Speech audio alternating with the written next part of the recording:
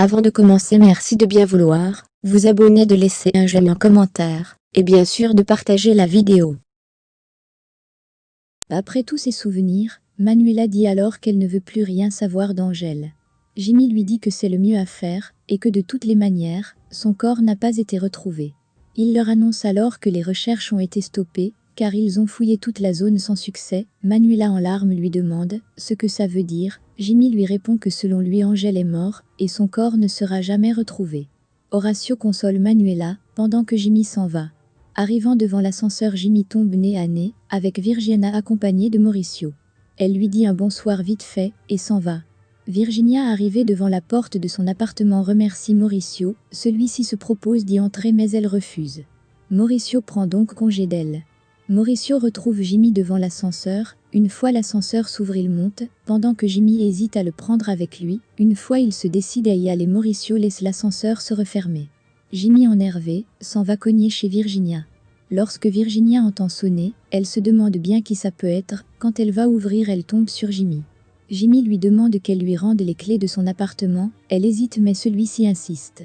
Virginia va chercher ses clés. Lorsqu'elle revient, Jimmy lui demande si leur relation a vraiment compté pour elle. Virginia lui répond qu'elle était prête à tout pour lui. Jimmy, très en colère, lui reproche d'avoir détruit leur relation. Il hurle et la traite de tout. Virginia, en larmes, ne sait pas quoi dire. Horacio et Manuela sont alertés par les cris et sortent voir. Une fois Virginia tend les clés à Jimmy, il les prend et s'en va après lui avoir dit qu'elle était sans cœur et incapable d'aimer. Jimmy sort en furie, il appelle Mike en sortant de l'immeuble pour qu'il parle. Virginia, quand elle est abattue, heureusement sa sœur est là pour la consoler. En début de soirée, Angèle et Lucas réfléchissent à comment Angèle pourra rencontrer Manuela sans que celle-ci ne puisse avoir le temps de prévenir la police. Angèle a alors l'idée d'une rencontre hasardeuse. Il propose à Lucas d'aller l'attendre à la sortie de son travail pour ensuite l'inviter à prendre un pot. Lucas est d'accord, mais ne craint que Manuela refuse son invitation. Dans son appartement, Martin appelle Marina. Il lui demande de le retrouver immédiatement. Comme à son habitude, Marina veut se faire prier. Au même moment, on sonne à la porte de Martin. Il demande à Marina d'attendre un moment. Lorsqu'il ouvre la porte, il est surpris de voir Manuela. Il lui demande d'entrer et raccroche immédiatement son téléphone. Manuela déclare à Martin qu'elle est juste venue lui poser une question. L'homme est tout oui. Elle lui demande alors s'il voudrait toujours bien se marier avec elle. Martin lui déclare qu'il le voudrait bien, mais il a peur qu'elle ne le quitte encore une fois. Elle lui dit alors qu'il va certes lui falloir du temps pour se sortir Angèle de la tête, mais ses sentiments pour lui sont vrais. Martin, sur ses grands chevaux, rétorque que rien ne lui garantit qu'elle changera pas encore d'avis. Avec fermeté, Manuela affirme qu'elle a besoin de stabilité, de sécurité, de tout ce que Martin a dit pouvoir lui offrir la dernière fois. Martin lui demande si l'amour y compris. Manuela répond que l'amour est déjà là. Dans un bar, Mike retrouve Jimmy qui n'arrête pas de boire de l'alcool. Il lui demande d'y aller doucement. Cardona lui explique qu'il a tout donné pour sa relation avec Virginia, et tout ça pourquoi? Il ajoute qu'il a tellement mal, et il ne sait pas comment faire partir cette douleur. Mike lui demande d'arrêter de boire déjà, et d'y faire face. Cardona déclare alors qu'il n'est qu'un idiot, car il a cru en Virginia, alors qu'elle n'a fait que lui mentir, et ne l'a jamais aimé. Mike n'en revient pas. Il demande à Jimmy de ne pas déclarer ces choses sans en être sûr. Cardona lui affirme qu'il en est parfaitement sûr. Sinon, pourquoi aurait-elle accepté la proposition de son père? Et pourquoi en seulement une semaine, elle traîne déjà avec cet imbécile de Mauricio? Voyant que Mike trouve cela absurde, Jimmy lui reproche d'être aussi responsable de sa rupture avec Virginia. Sanchez lui demande alors de le frapper, s'il cherche sur qui déverser sa colère, et qu'il le croit vraiment responsable. Jimmy lui demande d'arrêter. Pendant ce temps, Manuela confie à Martin qu'elle a été stupide de le laisser tomber pour Angèle. Martin fait toujours mine de ne pas être intéressé par sa proposition. Manuela tient alors un discours qui ravit complètement Martin, car elle a l'air de le supplier pour qu'il se marie. Martin finit donc naturellement par accepter. Lorsqu'il lui caresse le visage, Manuela a aussitôt un flash. Elle se voit dans les bras d'Angèle. Elle revient en elle, et Martin lui demande quand est-ce qu'elle voudrait célébrer leur mariage. Manuela répond qu'aussi rapidement que possible, la semaine d'après par exemple. Martin lui demande si elle est sérieuse. Manuela répond qu'elle l'est. Elle ajoute qu'elle a envie de retrouver leur relation d'avant et d'avancer. Au même moment, on sonne à la porte. Manuela veut aller ouvrir, pensant que c'est Christian. Martin, qui sait de qui il s'agit, arrête Manuela. Il lui demande d'aller plutôt ouvrir une bouteille de champagne. Martin ouvre la porte et demande durement à Marina ce qu'elle fait là. Elle répond qu'elle est venue pour lui. Martin crie alors à Manuela qu'il s'agit d'un livreur. Il demande ensuite à Marina de s'en aller. Au même moment, Marina entend la voix d'une femme demandant à Martin où se trouvent les coupes. Marina lui demande s'il est avec sa fiancée. Martin répond par l'affirmative. Il sort ensuite quelques billets. Il les donne à la jeune femme en lui ordonnant de partir.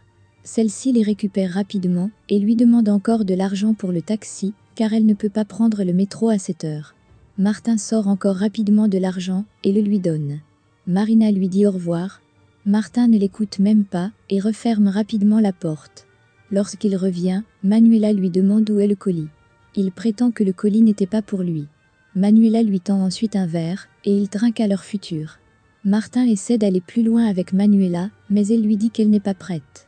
Elle l'embrasse encore et ils se disent au revoir. À peine Manuela a le dos tourné que Martin rappelle immédiatement Marina.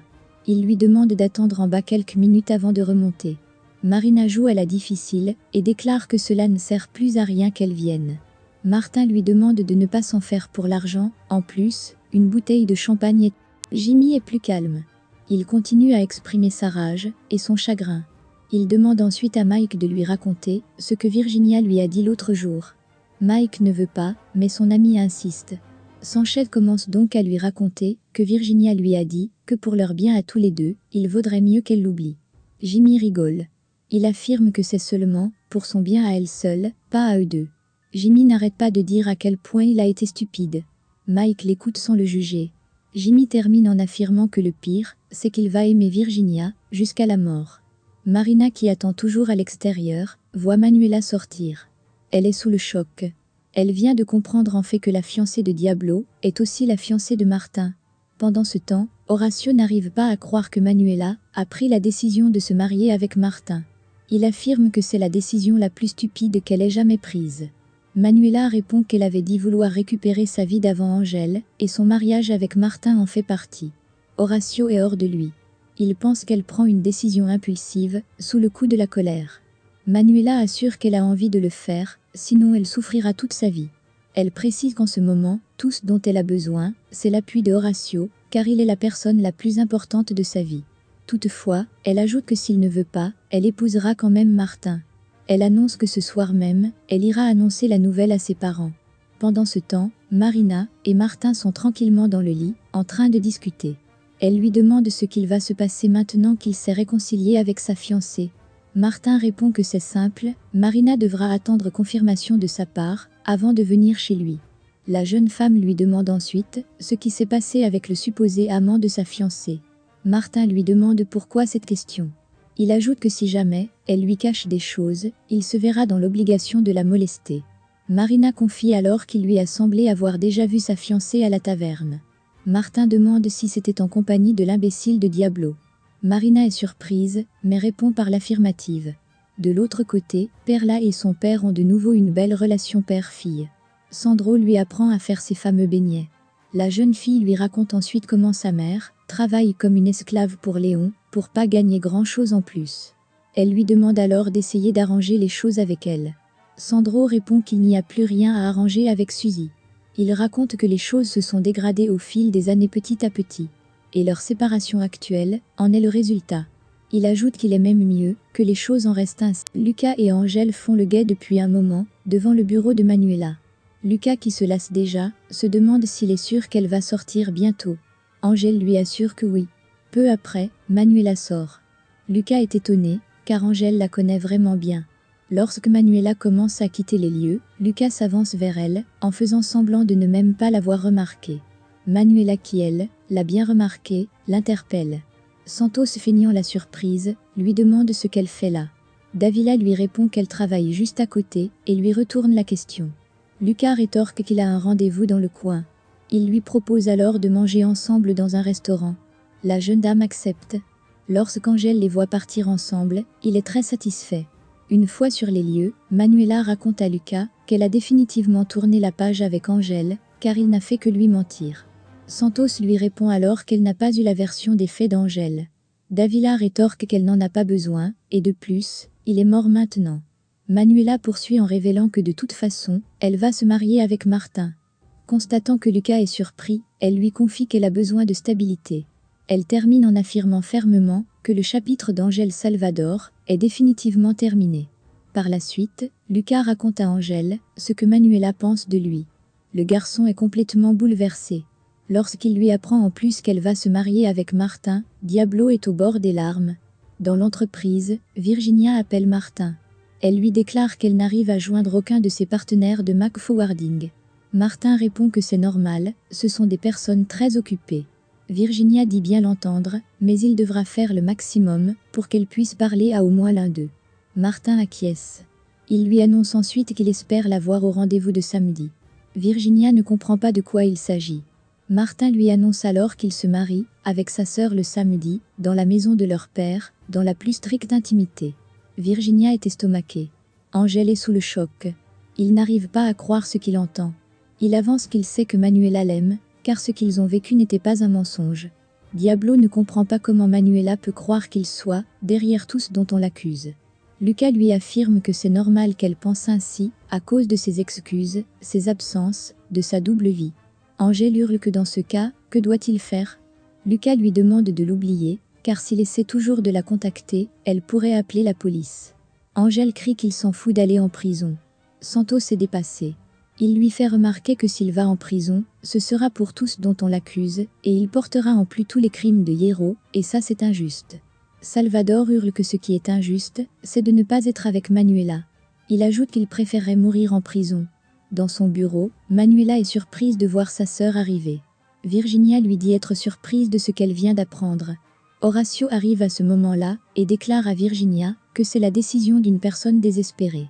Virginia demande à sa sœur si c'est de cette manière qu'elle compte calmer sa douleur. Manuela à bout, leur demande de ne pas se mêler de sa décision, car elle sait très bien ce qu'elle fait. Elle ajoute qu'avec ou sans eux, elle se mariera. Elle leur déclare ensuite qu'elle saura acheter sa robe de mariée. Ils sont sidérés, mais Virginia décide tout de même d'accompagner sa sœur. Plus tard, Diablo appelle Topo. Celui-ci lui apprend qu'il a remarqué un type bizarre devant chez lui. Il pense que c'est un policier sous couverture qui le surveille. Diablo lui demande alors de faire attention. Toutefois, il ajoute qu'ils doivent se voir le soir même, car il a pris une décision.